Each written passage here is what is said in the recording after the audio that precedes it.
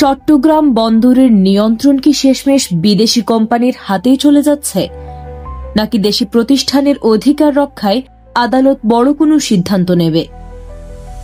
দেশের অর্থনীতির মূল চালিকা শক্তি চট্টগ্রাম বন্দরের নিউমুরিং কন্টেইনার টার্মিনাল বা এনসিটি পরিচালনার দায়িত্ব দুবাই ভিত্তিক ডিপি ওয়ার্ল্ডকে দেওয়া নিয়ে আইনি লড়াই এখন চূড়ান্ত পর্যায়ে। রিটকারীদের অভিযোগ, দেশি সক্ষমতাকে অবজ্ঞা করে এবং পিপিপি নীতিমালা ভেঙে এই চুক্তি করা হচ্ছে, যা জাতীয় স্বার্থের পরিপন্থী। ব্যবসায়ী ও শ্রমিক নেতারাও এর তীব্র বিরোধিতা করছেন।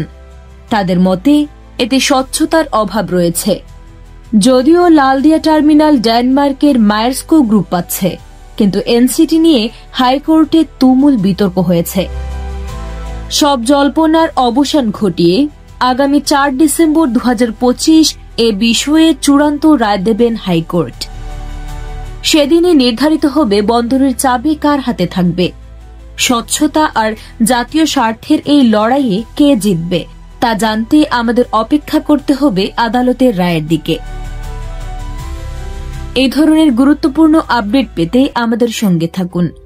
বিজেএন টিভি 24, সংবাদ যেখানে, বিশ্বস্ততা সেখানে।